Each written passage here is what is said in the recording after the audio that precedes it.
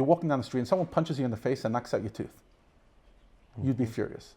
And yet you do the same thing. You go to the dentist, you pay them 2,000 Rand to pull out your tooth. What's the difference? And you even say thank you after.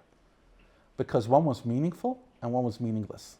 Interesting. So if you're doing something like you got punched and your tooth is out, that's meaningless. It feels meaningless.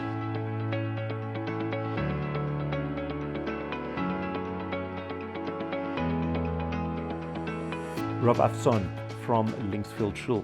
Thanks for joining us. It's an honor and privilege. Well, you say that now. Well, let's we'll decide in a few minutes. Right, exactly. So one of the things that we wanted to talk about is there's little doubt that the Jewish community around the world, it's not only South Africa, is under an enormous amount of pressure, enormous strain. We're feeling isolated. We're feeling victimized to an extent. We feel sad and horrified by what's going on in Israel. And what we're trying to figure out in a series of these discussions is how we not only cope, but how we thrive at times of tremendous difficulty. It's easy, right? Yeah, the easiest question I've ever been asked. Right, I'm sure. So I want to take it in a different angle than I'd imagine. Oh, you're a politician now, right? Yes, right. 100%. Yeah, I know you asked that question, but this is the answer I'm going to give you. No, and if you ask me as a rabbi, what's the most important subject for a Jew to study? Obviously, I would say Judaism. Okay. But what's the second most important subject? I would say history. Okay. Because all too often, we look at today as if today was the first day. I think even Douglas Murray refers to it as people on the left think of today as year zero. There's no past. But I'm not saying it from a cynical perspective, but I think often when we face challenges, when you don't have an historical perspective, it makes it 10 times more confusing. And I'm not diminishing the pain. I'm not saying because it used to be hard, therefore it's not hard today. I'm saying you want to get perspective of today, look at our past. Okay, we're sitting and recording this a few days before Purim. What is the Purim story, if not the plan for the biggest genocide of Jews in history, and then the miracle of transformation? Earlier today, I was on the radio, I was talking about the story of Purim 53, where Stalin was planning on exiling all the Jews of Russia to the far-off east, and a miracle happened, and on Purim 1953, Stalin dropped dead. And I wasn't even aware of that story. Yeah, it's an incredible story. Really? And it happened, like for me, for my grandparents, often when I talk, and some people in the shul get crazy, okay, there the rabbi goes again with his family stories. But I have a very unique family story. It doesn't make me special, it makes them special. My mother only left Russia in 1966, in her family. Wow. So, and she was one of 13. So her father and mother raised a frum religious family in Russia, communist Russia, till 1966. Incredible. And that's after losing almost the entire family, the extended family in the Holocaust. So my grandfather describes 1953, Stalin, it was called the doctor's plot. Anyone could Google it. And he was planning on accusing his doctors, which were all Jews, of trying to poison him, and use as an excuse to exile all the Jews out of main big cities of Russia. And all the Jews are terrified, and my grandfather describes in his autobiography the absolute terror.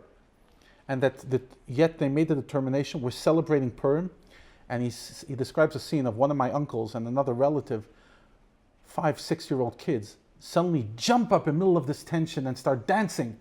And everyone around the room says, if kids could dance, a miracle's going to happen.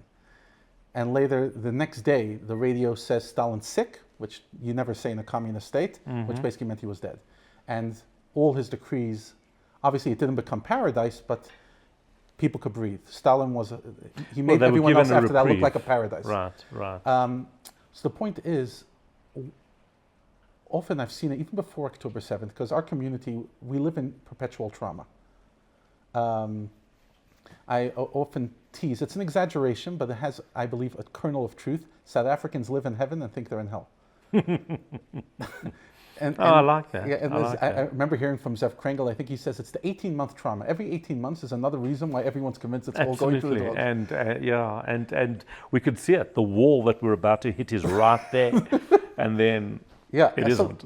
So often I've been asked that question. So like, yes, October 7th maybe put it into sharper focus. But fundamentally, that question of how to deal with hard times, ever since I've become a rabbi in this country, that's been the question. And it was interesting because I had a conversation with a friend of mine who's a rabbi in middle America, like middle of nowhere. And I was telling him about the tension that we live over here. And he says, I wish my community had 10% of that tension. They're so relaxed. They're so laid back. Oh, there's no doubt. There's no doubt that it's a value. I always say that we live with adversity. We are able and we need to be involved in community projects, in projects within the broader, even outside of our community. There's a beggar on every street. Now, that's not a good thing, but there's an opportunity. It means there's an opportunity on every street corner, and there's an opportunity to give and a requirement to assist those not only in our community but outside of our community. And that's what we live with. And I actually think that's why South Africans in general are pretty nice people, because we're not perfectly comfortable, even though the trappings are generally very comfortable, but we're not living in comfort in terms of our environment. Yes, and the question that I often ask people is that a bad thing? You know, when I came here, I used to try to convince people it's bad elsewhere as well. I came from the United States, I lived in Europe, I lived in Israel. I was like, okay, guys, it's not as good as you imagine. Okay, I don't know what you think New York is. I lived there for 20 years. It's okay. But then suddenly something switched in my mind a few months ago. I was like, why do I have to convince you it's great elsewhere? Who said bad is bad? Who said hard is bad? Who said challenge is bad? In other words, that fundamental assumption that if it's bad, I have to exit it. And I often think that sits at the heart of a lot of that migration out of this country is paradise must exist somewhere. Is it Atlanta? Is it Sydney? Is it Ra'anana? It has to exist somewhere. And I'm like, first of all, why are you chasing paradise? Is that even something? Is that an aspiration? Or is the aspiration in life meaning? And the question that you ask yourself is, where can I add the most value? And maybe for some it's here, maybe elsewhere, but it's a different question. So back to your original question, who says the answer is to make the hard easier? Rather, the answer is to make the hard meaningful. And the moment it's meaningful, it's a whole different game. I remember hearing from a rabbi, I think it was Manis Friedman. He says, imagine you're walking down the street and someone punches you in the face and knocks out your tooth. You'd be furious. And yet you do the same thing. You go to the dentist, you pay them 2,000 Rand to pull out your tooth. What's the difference? And you even say thank you after. Because one was meaningful and one was meaningless. Interesting. So if you're doing something like you got punched and your tooth is out, that's meaningless. It feels meaningless. But if the tooth was taken out on purpose and there was intention, then suddenly the pain becomes a million times more bearable, even though it's hard. Because it was justified, it was needed, it had there was meaning, purpose. Yeah. Purpose, so the question that we have to ask is, do we have enough purpose in our lives to rise to the occasion of the moment? I keep wanting to do this exercise, and I haven't yet.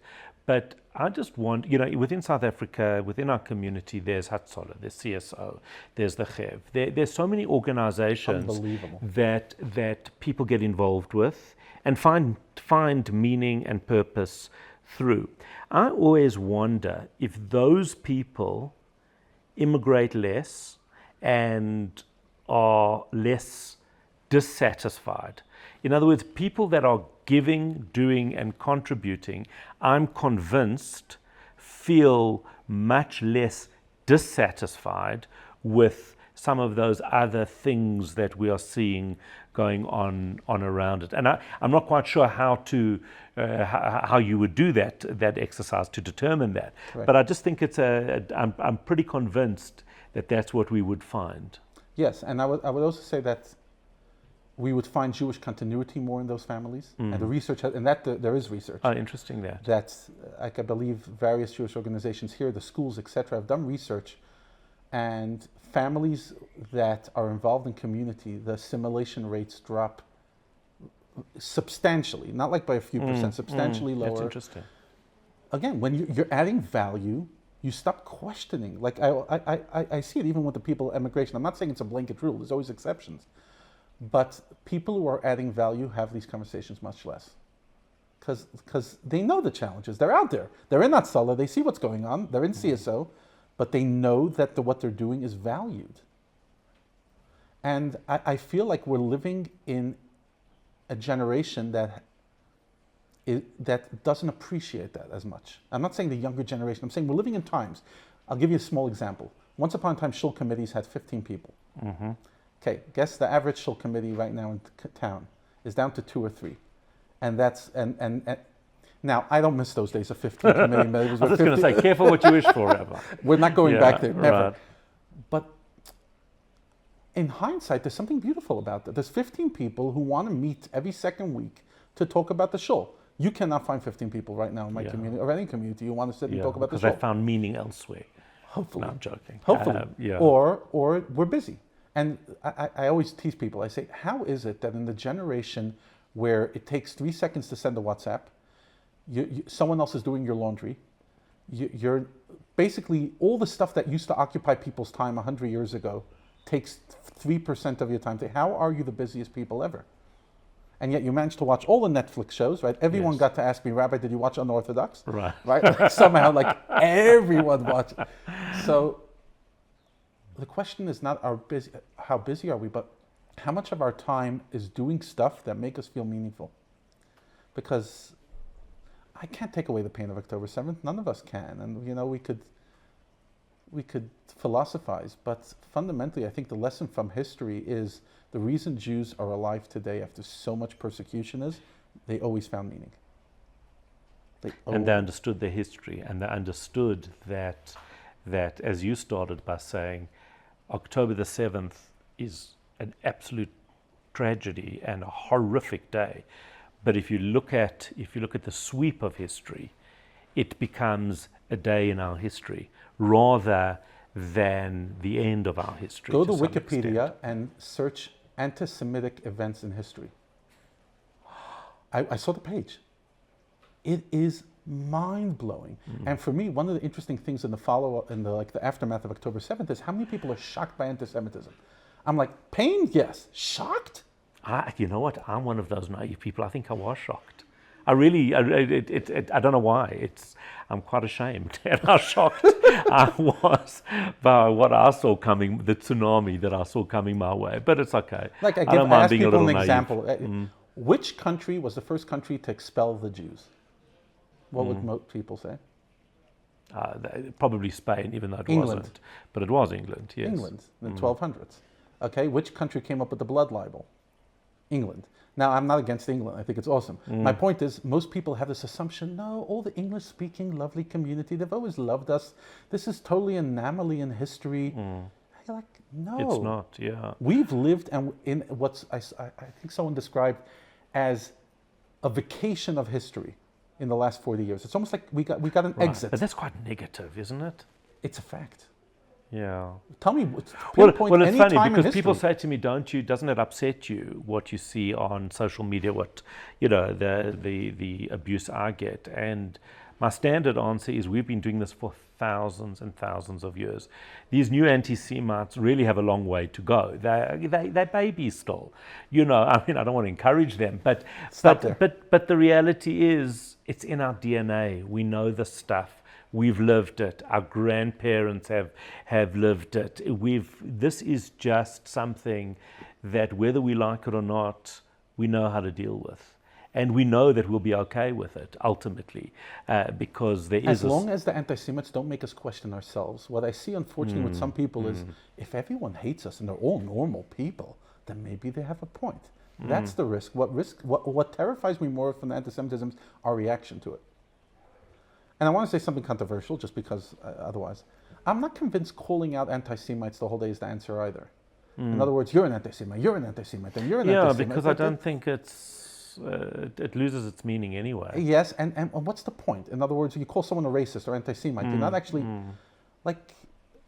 my approach is, obviously, don't listen to their rubbish and don't buy into it, but don't also highlight it the whole day. Like, at what stage are we going to say, okay, there's millions of anti-Semites, how many times are you going to continue highlighting it? Instead of saying, I have to build myself from within. I think too many of us are spending the last 6 months wasting our energy highlighting all the hypocrites and cynics. And sometimes there's a point. Why do you stand up for them and not for us? But has anyone become less anti-Semitic after your meme blasting against them? Build yourself up. Be confident in Okay, yourself. so how do we do that? Take it out of the macro into the micro. Right? What does that mean? Macro is thinking about the big issues. I remember the joke I one time heard that the wife says, I have an agreement with my husband, I'm sure you heard it, right? He manages all the big stuff, like who will be the next president and what's going to be the weather, and I manage like how the house is going to run. Right. So most of us like getting into the macro, politics, but the micro, your own home. How's your marriage? How's your relationship with your kids? Are you talking to all your relatives? Simple question. So we get all surprised why the anti-Semites hate us. I can't justify that. Okay. But is there anyone in your life that you hate? Can you forgive? Can you find a way to live with your irrational brother-in-law or sister-in-law or sibling and invite them to your simcha? Can you forgive? Can we create wholesome families? The best revenge and the best answer is a stronger community that beyond the 1,200 lives that were destroyed and the captives, not one more life should be destroyed. My life should be 10 times better. That the Jewish community should be more solid. And I'm not only talking from a Judaism perspective, I'm talking about solid families. We have a crisis in our families. We have a crisis in our communities. As a rabbi, the amount of families that have fights within it, it drives me crazy. Now, I have 11 siblings. I talk to all of them, maybe because they all live in America and I live in South Africa, right? They always say, I can tell you I would have no problem with my siblings if they all lived in America. Right, they always say, like, a perfect life is a close-knit family in another city. Right, exactly. And I have 200 cousins, and I'm sure there's some misunderstandings. We're humans, but like, I'm not going to go to their simcha. I'm not going to go to their funeral. Like, what is that? We need to heal ourselves from within. Like, I remember reading, I forget who's the writer, who said that in today's day and age, in the 21st century, the biggest threat to your happiness is you. Absolutely, no right? doubt about that. Right? The person that has the biggest chance to destroy your life, even like statistics of suicide, etc., the biggest chance of you ruining your life is you. More than almost any other thing. More than terrorism, more than car accidents, etc. So, but we often think that the issue is out there. It's those anti-Semites. It's the government. If they solve potholes and electricity, I would be at peace. Give me a break. No, you wouldn't. Because I am myself. Right. And I say that about immigration as well, by the way, as we take ourselves with ourselves. So if we are unhappy where we are within our own world, we can go to the most idyllic place. We're taking ourselves and our relationships with us. And there's a research that I believe still needs to be done about how many people emigrated and got divorced. Yeah, there's no doubt about that. And how many families broke. And it doesn't mean it isn't the answer for some people in the right circumstances, but just know why you are doing it. We do need to wrap this up. And final thoughts. What inspires you? I find the South African Jewish community the most beautiful Jewish community. It really is. People ask if I have a passport, why am I not living in America? And my answer is because I'm choosing consciously to raise my kids in this beautiful country. So I would say that and history, back to where we started. I take deep inspiration from the people that came before us who went through 1,000,000 times worse and never lost their faith and never lost their joie de vivre, their joy. And if they could, so could we. That is where we leave it, Rav Avtzon. Thank you. Thank you very much.